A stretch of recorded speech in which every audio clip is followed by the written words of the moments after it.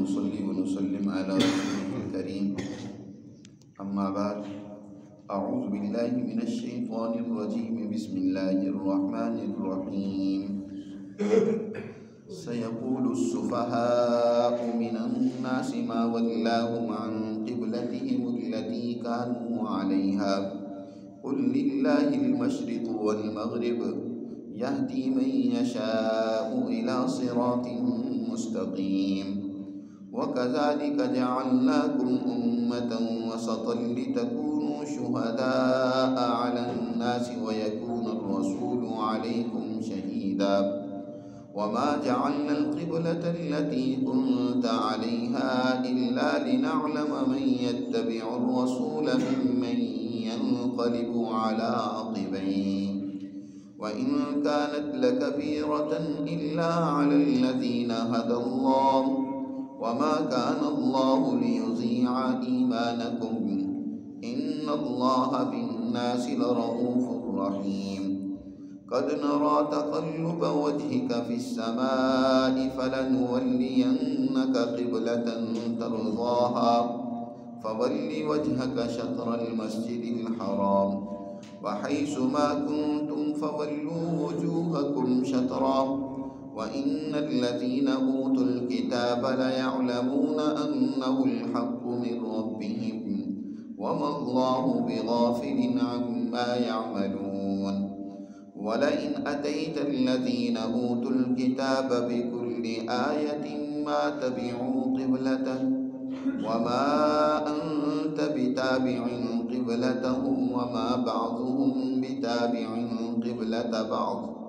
ولئن اتبعت أهواءهم من بعد ما جاءك من العلم إنك إذا لمن الظالمين الذين آتيناهم الكتاب يعرفونه كما يعرفون أبناءهم وإن فريقا منهم ليكتمون الحق وهم يعلمون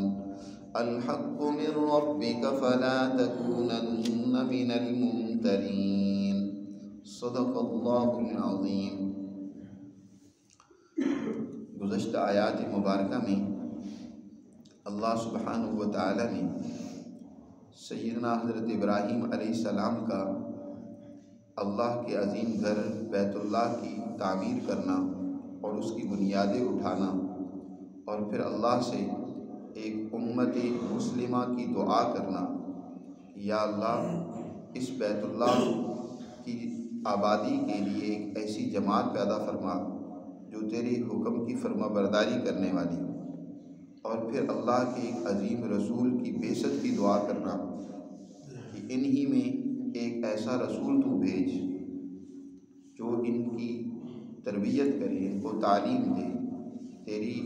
احکامات اور آیات کی تلاوت کرے اور ان کی تزکیہ اور تربیت بھی کرے۔ اللہ نے یہ دعا اس امت مسلمہ یعنی مسلمان جماعت کی صورت میں قبول فرمائی اور ان میں اپنا عظیم رسول جناب رسول اللہ صلی اللہ علیہ وسلم کی صورت میں بھیجا۔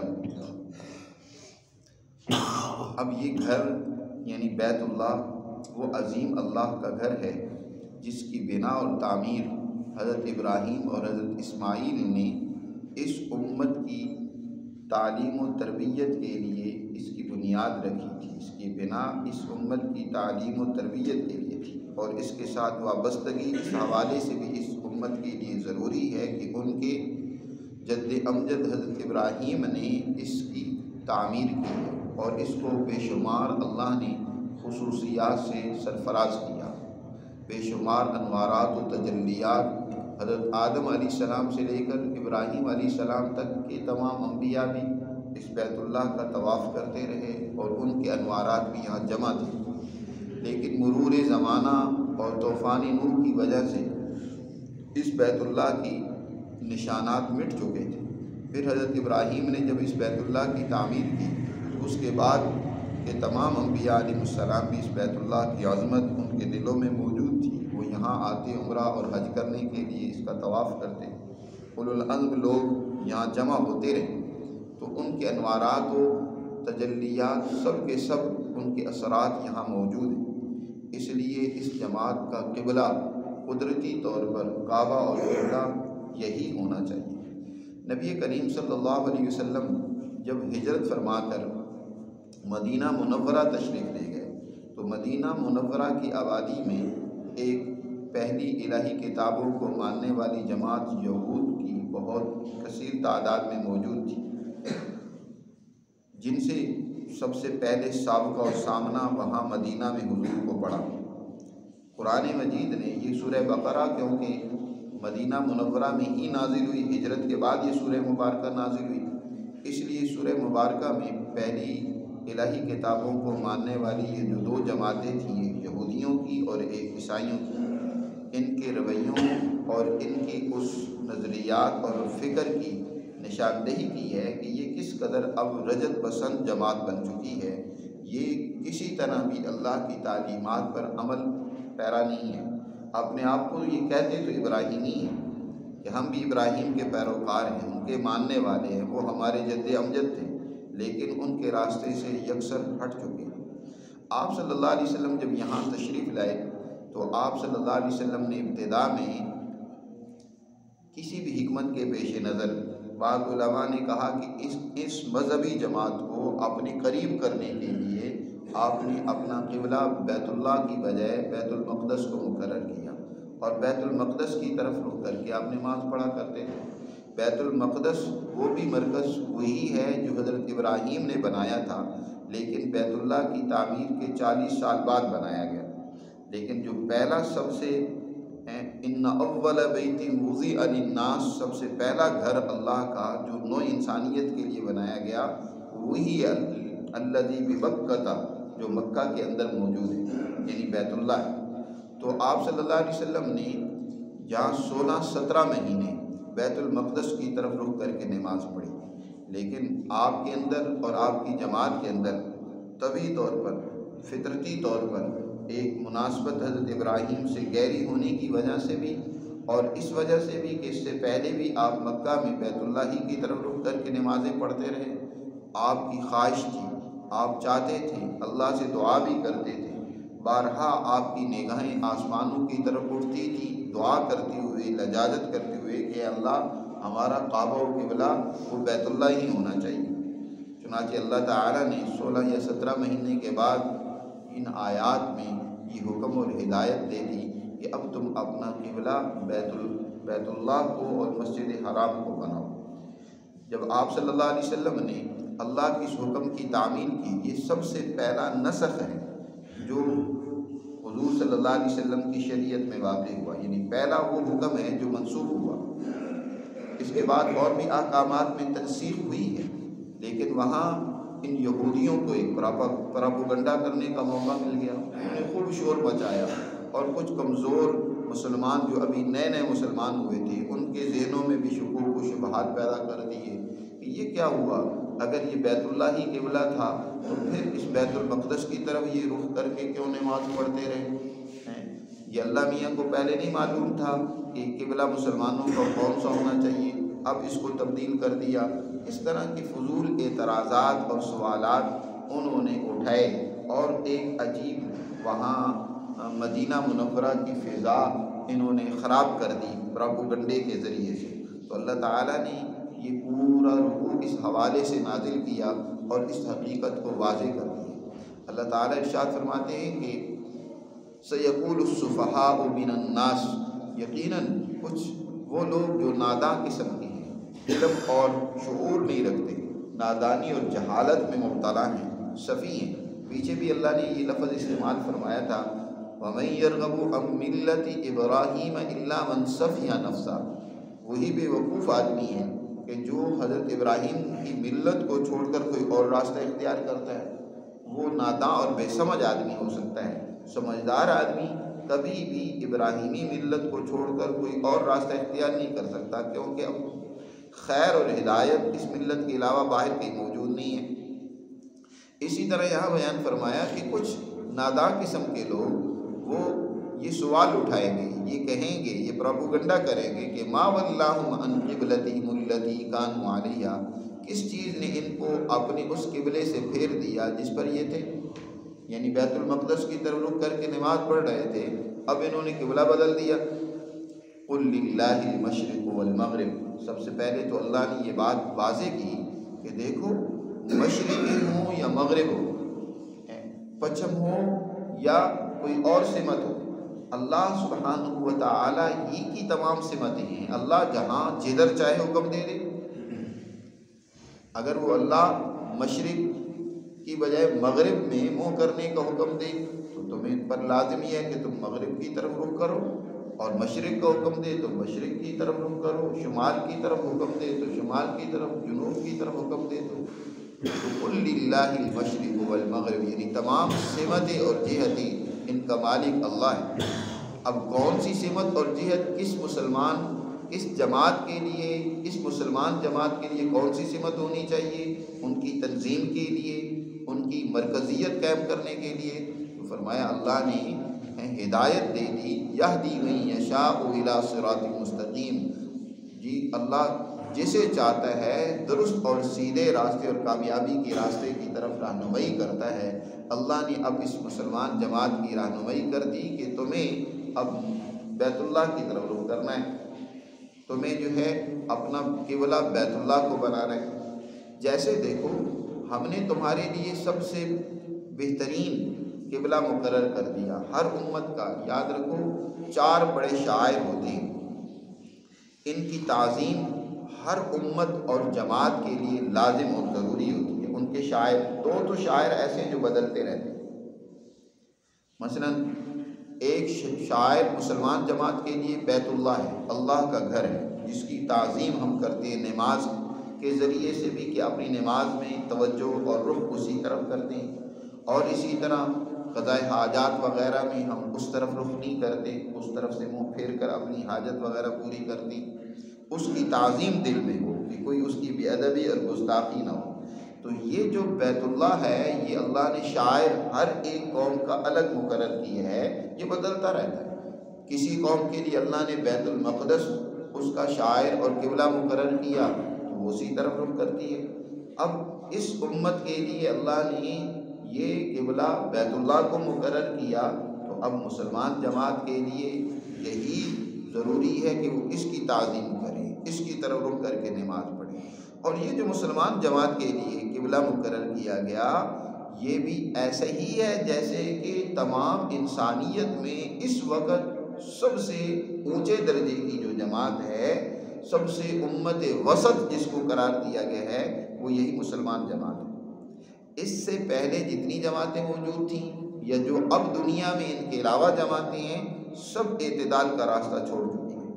قرآن مجید نے اس لیے فرمایا وَكَذَلِكَ جَعَلْنَاكُمْ أُمَّةً وَسَطًا، اسی طرح جس طرح تمہارا قبلہ جو ہے سب سے بہترین قبلہ مقرر کیا گیا، اللہ تعالیٰ نے کچھ چیزوں میں امتوں کا امتحان لیا اور اللہ تعالیٰ نے اس امت کو ان امتحانوں میں کامیابی دی اور اعلیٰ درجہ عطا فرمایا۔ مثلا ایک دن اللہ کی 7 دنوں میں سے ایک دن اللہ کی عبادت کے لیے ہونا چاہیے۔ اس حوالے سے تمام امتوں کا امتحان ہوا، کسی نے ہفتے کا دن اپنے لیے مقرر کیا، کسی نے اتوار کا دن مقرر کیا، نصارہ نے اتوار کا دن مقرر کیا، یہود نے ہفتے کا دن مقرر کیا۔ اللہ کے ہاں جو اس حوالے سے سب سے پسندیدہ اور عمدہ دن تھا وہ جمعہ کا دن تھا، اس کا انتخاب مسلمان جماعت نے اپنے لیے کیا، حضور نبی کریم صلی اللہ علیہ وسلم نے مسلمان جماعت کے لیے کیا۔ اسی طرح اللہ تعالیٰ نے قبلے کے حوالے سے تمام جہتیں اللہ ہی کی ہیں، لیکن بہر صورت جو عظمت، جو مقام و مرتبہ بیت اللہ کا ہے وہ کسی اور مسجد یا کسی اور کو مرکزیت حاصل نہیں ہے۔ یہی وجہ ہے کہ بیت المقدس باوجود اس کے کہ ابراہیم علیہ السلام نے تعمیر کیا ہے، لیکن اس کا حج اور طواف آج تک کسی پیغمبر نے نہیں کیا۔ بیت اللہ کو ہی اللہ نے وہ شان اور وہ عزت دی ہے کہ تمام انبیاء نے، چاہے وہ انبیاء بنی اسرائیل ہوں، چاہے وہ انبیاء بنی اسماعیل ہوں، تمام انبیاء نے اگر کسی کو اپنا مرکز یا اہمیت اس حوالے سے دی ہے کہ اس کا طواف کیا ہے تو وہ بیت اللہ ہی ہے۔ تو اللہ تعالیٰ نے وہ جو سب سے زیادہ عظیم اور اللہ کے یہاں معتبر مقام تھا، قبلہ جو ہو سکتا تھا، وہ بیت اللہ مسلمان جماعت کے لیے مقرر کیا۔ اسی طرح اللہ نے تمام انسانیت میں سے امت وسط جس کو مقرر کیا ہے، بنایا ہے، وہ یہی امت مسلمہ مسلمان جماعت ہے جو نبی کریم صلی اللہ علیہ وسلم کی اتباع اور پیروی کر رہی ہے۔ تو فرمایا ہم نے تمہیں اسی طرح امت وسط بنایا۔ ایک ہوتا ہے وسط، ایک ہوتا ہے وسط۔ وسط کا معنی ہوتا ہے بالکل معتدل، یہ اس کے درمیان والا سارا حصہ وسط کہلائے گا، لیکن جو بالکل درمیان کی ڈگری 50 کی ڈگری پر ہو یہ وسط کہلاتا ہے۔ بالکل درمیان کی ڈگری، ادھر بھی برابر ادھر بھی برابر، تو درمیان کی جو ایک ڈگری پر ہوتا ہے کہ دونوں جہتیں بالکل یکساں اور برابر ہوں، اس کو وسط سے تعبیر کیا جاتا ہے۔ تو اس امت کو اللہ نے ایسا معتدل بنائے ہیں کہ اس کے اندر افراط و تفریط کہیں نہیں ہے، ظلم کی طرف جھکاؤ یا کسی طرح کی کوئی کجی اور کمزوری اس کے اندر موجود نہیں ہے۔ تو امت وسط یعنی اعلیٰ درجے کی نیک امت، معتدل، عدل و انصاف قائم کرنے والی امت ہم نے تمہیں بنایا۔ وَكَذَلِكَ جَعَلْنَاكُمْ أُمَّةً وَسَطًا، تو یہ کیوں ہم نے امت معتدل تمہیں بنایا؟ اس کا بھی مقصد ہے، اس امت کو سب سے بہترین امت کیوں بنایا ہے؟ مقصد یہ ہے کہ لِتَكُونُوا شُهَدَاءَ عَلَى النَّاسِ، تاکہ تم انسانیت کے شاہد اور نگران بن جاؤ۔ شاہد اس کو کہتے ہیں جو اپنی آنکھوں سے کسی واقعے کو دیکھتا ہے اور اس کو اپنے ذہن میں محفوظ رکھتا ہے اور اس واقعے کی شہادت دیتا ہے، گواہی دیتا ہے، نگرانی کر رہا ہے گویا کہ وہ ساری۔ یہ امت ساری انسانیت کی نگران، اور فرمایا کہ اللہ کے رسول جیسے تمہیں شاہد بنایا لوگوں کا، وَيَكُونَ الرَّسُولُ عَلَيْكُمْ شَهِيدًا، اور رسول جناب رسول اللہ تمہارے نگران ہیں، وہ تمہیں تربیت دے رہے ہیں، وہ تمہیں تعلیم دے رہے ہیں۔ حضور نبی کریم صلی اللہ علیہ وسلم نے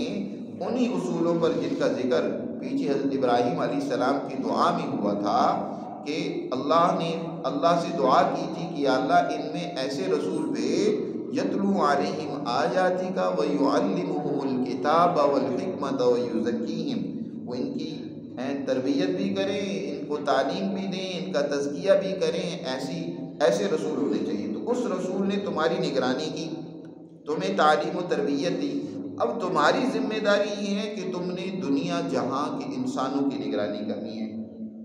ان کی تعلیم اور تربیت تمہاری ذمہ داری ہے، ان کے مسائل حل کرنا، ان کی مشکلات حل کرنا یہ مسلمان جماعت کی ذمہ داری ہے۔ اب مسلمان جماعت ہی سامراجیوں کی اعلیٰ کار بن جائے، ظالموں اور طاغوتی طاقت اور قوتوں کی دست راست بن جائے، ان کے اعلیٰ کار بن جائے، تو پھر تو مسلمان جماعت ناکام اور ناکارہ ہوگی۔ اللہ نے اس جماعت کو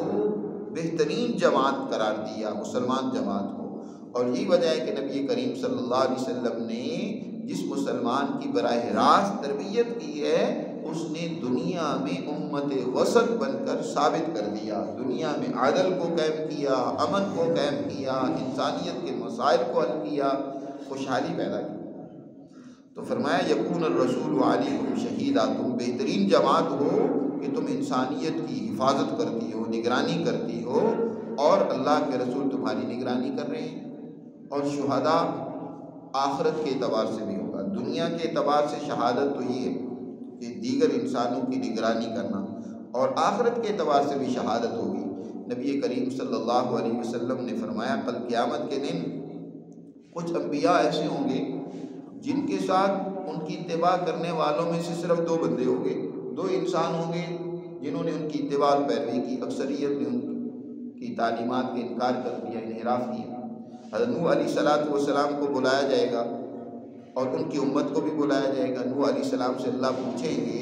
کیا تم نے اللہ کے پیغامات انسانیت تک پہنچائے؟ وہ کہیں گے، اس بات کے اعتراف اور اقرار کریں گے کہ یا اللہ ہم نے تیرے تمام پیغامات تیری انسانیت تک، اپنی امت تک میں نے پہنچا دیے۔ امت سے پوچھا جائے گا تو وہ انکار کر دیں گے کہ ہمیں تو کوئی پیغام نہیں پہنچا ہے۔ نوح علیہ السلام سے اپنے اس دعوے پر دلیل مانگی جائے گی کہ تم نے اگر اللہ کے پیغام پہنچائے ہیں تو کوئی دلیل پیش کرو، وہ بطور ثبوت کی امت محمدیہ کو پیش کرے گی۔ اسی طرح دیگر انبیاء علیہ السلام کا بھی معاملہ ہوگا، تو وہ کہیں گی امتیں کہ یہ تو ہمارے بعد آئے ہیں، ان کی شہادت اور گواہی کیسے معتبر ہے؟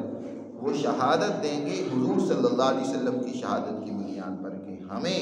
رسول اللہ صلی اللہ علیہ وسلم نے، جو تم نے سب سے آخر میں ہے اللہ اپنا پیغمبر اور رسول بھیجا ہے، انہوں نے یہ بتایا ہے کہ ان انبیاء نے، یہ پیغمبر ہیں جنہوں نے اپنی امتوں تک اللہ کے پیغام پہنچانے میں کوئی کوتاہی نہیں کی ہے۔ ہم اس بات کی شہادت دیتے ہیں کہ حضرت نوح نے بھی پیغام پہنچائے، حضرت ہود نے بھی، صالح نے، تمام پیغمبروں نے، اور رسول اللہ صلی اللہ علیہ وسلم شہادت دیں گے اپنی امت کی کہ میری امت درست کہہ رہی ہے کہ انہیں میں نے ہی بتایا اور میں نے تیرے بتلانے پر بتایا۔ تو یہ کہ یہ امت شہادت دے گی لوگوں کے خلاف، یعنی جو اس وقت اپنے پیغمبروں کے خلاف باتیں کریں گے، اور رسول اللہ صلی اللہ علیہ وسلم اپنی امت کے حق میں شہادت اور گواہی دیں گے، تو دنیا میں بھی یہ شاہد ہے اور کل قیامت کے دن آخرت میں بھی شاہد ہے۔ اسی طرح نبی پاک صلی اللہ علیہ وسلم ایک دفعہ تشریف فرما تھے، بنو سلمہ قبیلہ کا ایک آدمی فوت ہو گیا اور اس کا جنازہ گزر رہا تھا، تو کچھ لوگ جو بیٹھے ہوئے تھے حضور کے پاس، انہوں نے اس کی تعریف کی، یہ بڑا اچھا آدمی تھا، بڑے اچھے اخلاق والا تھا، لوگوں کے ساتھ اس کا برتاؤ بہت عمدہ تھا، مختلف لوگوں نے اس کی تعریف کی، تو حضور صلی اللہ علیہ وسلم نے فرمایا قد وجبت لہ، اس کے لیے واجب ہوگی۔ صحابہ نے پوچھا اللہ کے رسول کیا واجب ہوگی؟ فرمایا جنت واجب ہوگی، تم شہداء علی الناس ہو، تمہاری شہادت اور گواہی اللہ کے ہاں معتبر ہوگی، تم یہاں اس کے بارے میں اس کی نیکی کی گواہی دے رہے ہو۔ تو حضور نے پوچھا نا تم کس بنیاد پر اس کی نیکی کی گواہی دے رہے ہو؟ انہوں نے کہا جی باطن کا حال تو اللہ ہی بہتر جانتا ہے، لیکن ظاہری طور پر ہم جانتے ہیں کہ اس کا اخلاق، رویہ، پڑوسیوں کے ساتھ، دوست احباب کے ساتھ، رشتہ داروں کے ساتھ، ملنے والوں کے ساتھ بڑا اچھا تھا۔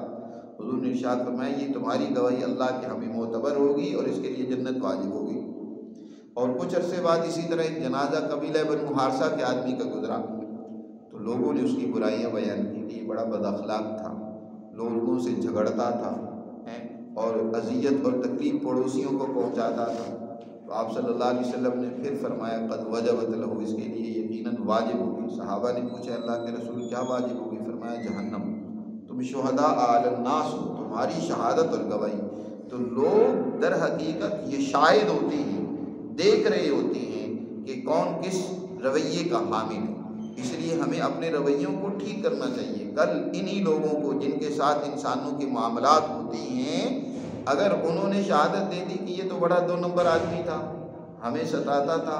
تکلیفیں پہنچاتا تھا، تو یاد رکھو یہ شہادت بھی اللہ کے یہاں معتبر ہوگی اور اس کی بنیاد پر اس کے بارے میں اچھائی یا برائی کا فیصلہ ہوگا۔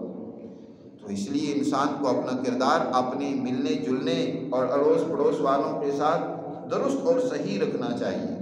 تو اللہ تعالیٰ نے فرمایا کہ تم بہترین امت ہو، تم جو ہے لوگوں کی نگرانی کر رہے ہو، ان کے اچھے برے رویوں کو دیکھ رہے ہو اور ان کے برے رویوں کو درست کرنا چاہیے، نہ کہ یہ بھی درست نہیں ہے کہ ان کے خلاف پروپیگنڈا کرتے رہیں۔ اگر کسی بھی نگران کا مطلب یہ ہوتا ہے، ایک چوکیدار ہے، چوکیدار کا کیا مطلب ہے کہ وہ خود ہی چوروں سے مل کر گھر کا صفایا کر دے، وہ چوکیدار کیسا ہوا؟ وہ تو فراڈی ہے، وہ تو ڈاکو ہے۔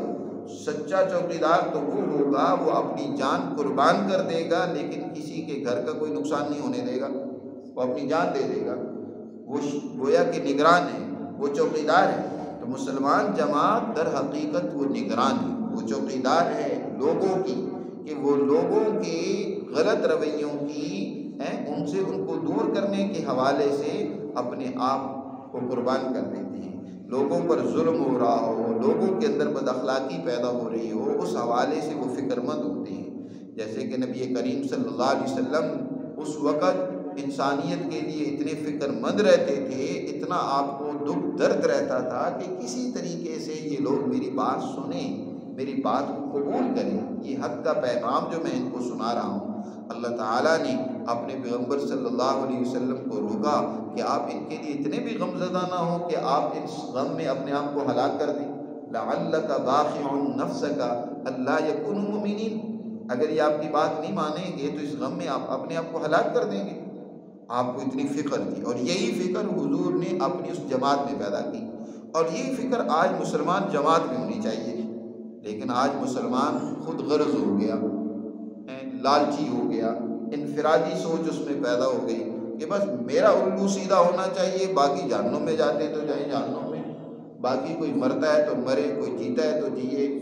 بلکہ دوسری کی خرابیوں سے خوش ہوتے ہیں۔ کسی کو کوئی خوبی اور بھلائی مل جائے تو الٹا پریشان ہوتے ہیں کہ یہ کیا ہو،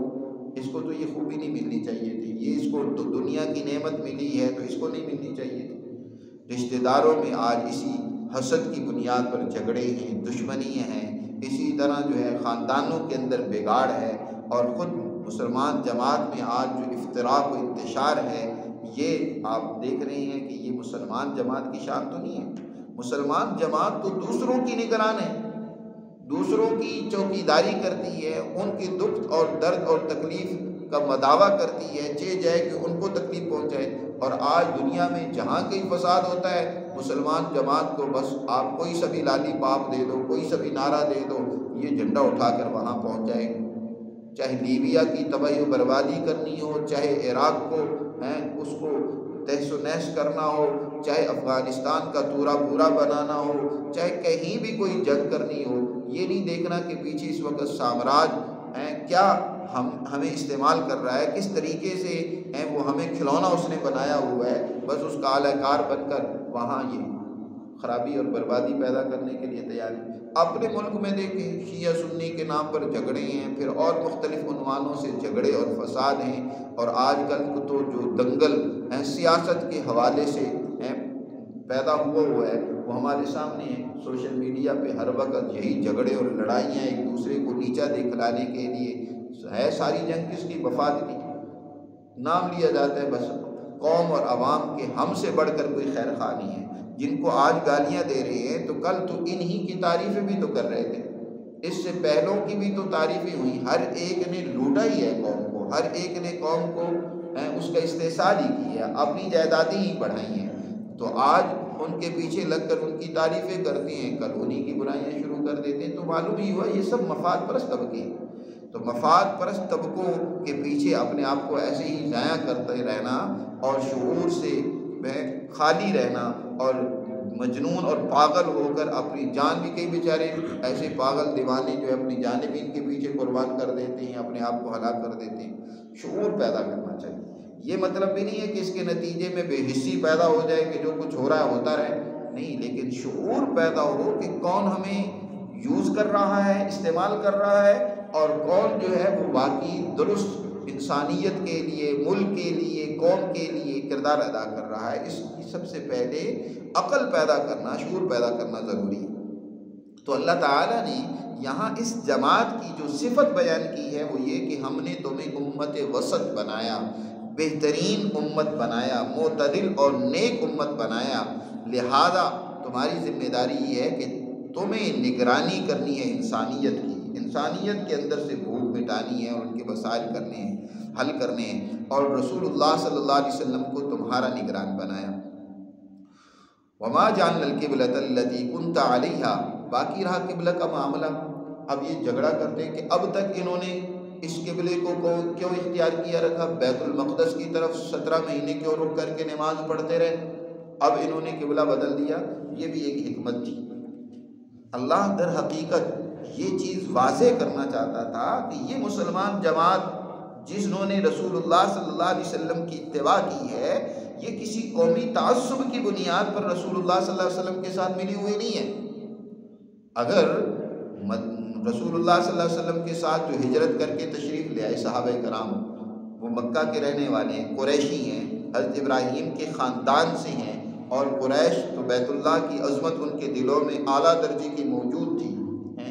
اگر یہاں آ کر بھی وہ بیت اللہ کی طرف ہی رخ کرتے تو کہا جاتا یہ کہ وہ خاندانی چیزیں ہیں جو ان میں چلی آ رہی ہیں، یہ اللہ کے حکم کی تعمیل تو نہیں ہے۔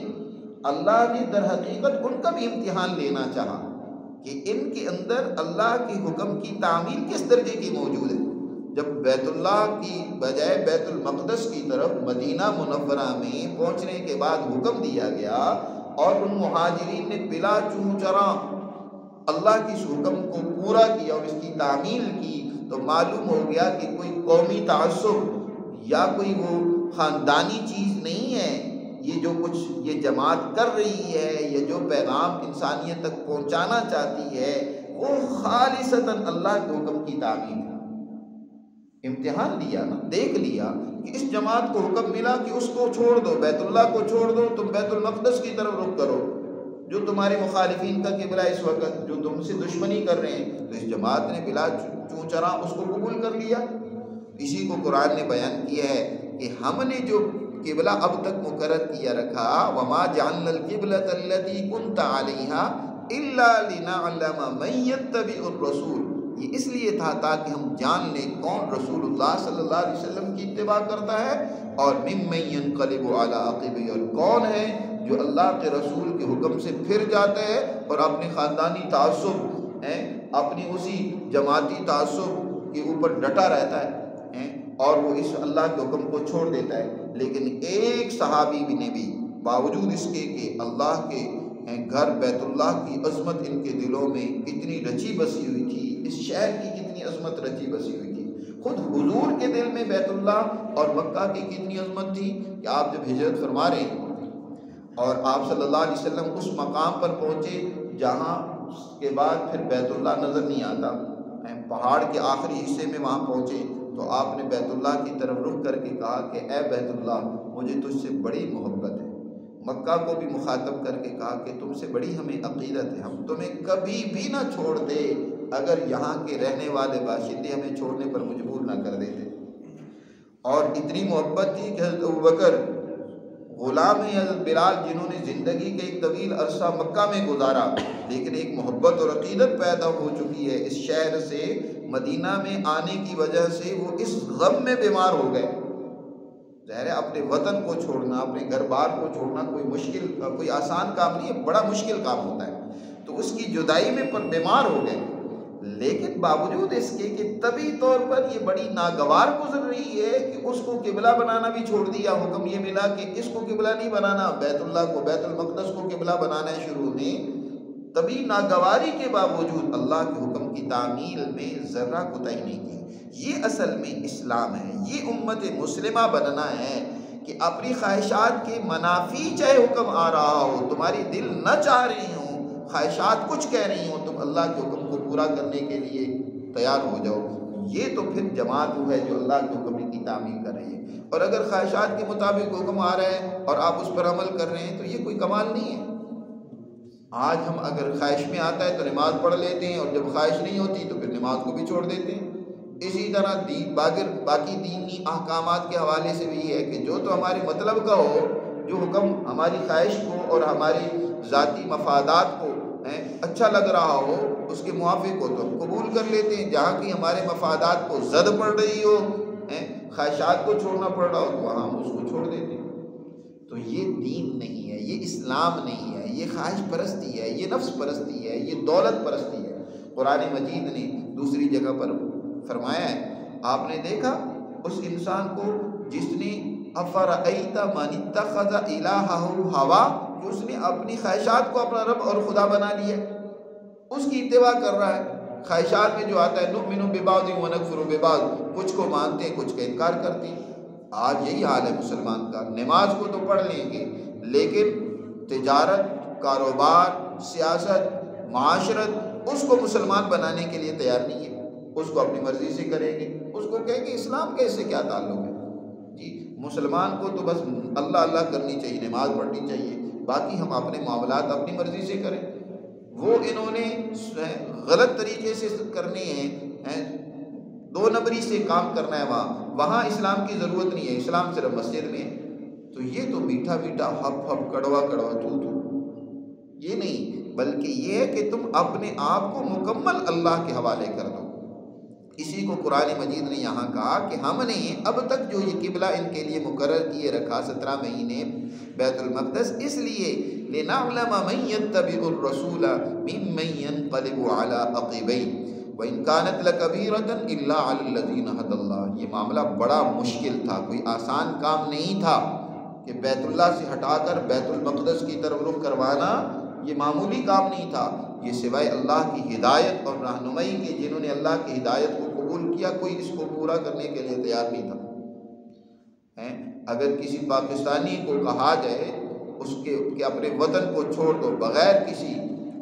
لالچ اور مفاد کے، ایک تو یہ نا کہ تم وطن چھوڑ دو دولت کمانے کے لیے کسی دوسرے ملک میں چلے جاؤ، اور ایک یہ ہے کہ تم محض اس حکم کی تعمیل میں اپنے گھر بار کو، بیوی بچوں کو اور تمام ان ذاتی محبتوں اور خواہشات کو چھوڑ کر اس یہاں سے ہجرت کر جاؤ اور چلے جاؤ، یہ کام کوئی آسان نہیں ہے۔ تو یہ کام بڑا ہی مشکل تھا۔ قرآن خود کہہ رہا ہے، اللہ میاں فرما رہے ہیں کہ وَإِنْ كَانَتْ لَكَبِيرَةً، یہ بے شک بڑا ہی بھاری کام تھا، بڑا مشکل کام تھا، مگر ان لوگوں کے لیے کوئی مشکل نہیں جنہیں اللہ ہدایت دے دے۔ وَمَا كَانَ اللَّهُ لِيُضِيعَ إِيمَانَكُمْ۔ اب ایک اور سوال پیدا ہوا،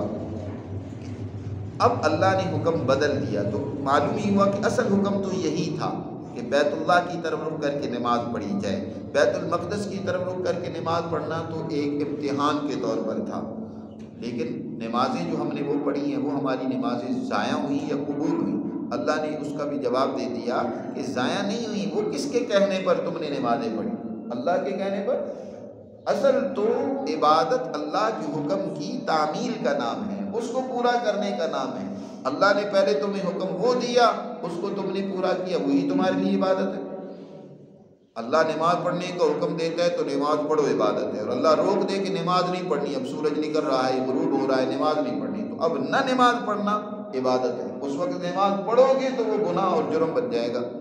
جی۔ تو اللہ کے حکم کی تعمیل تم نے کی ہے، لہذا وما کان اللہ لیضیع ایمانکم، اللہ نہیں ہے تمہاری ان نمازوں کو ضائع کرنے والا جو تم نے پہلے پڑھی ہیں۔ ان اللہ بالناس لرؤوف الرحیم، بے شک اللہ لوگوں پر بڑا ہی مہربان ہے، ان پر بڑا ہی شفیق ہے، بڑا ہی ان پر مہربانی اور عنایت کرنے والا ہے۔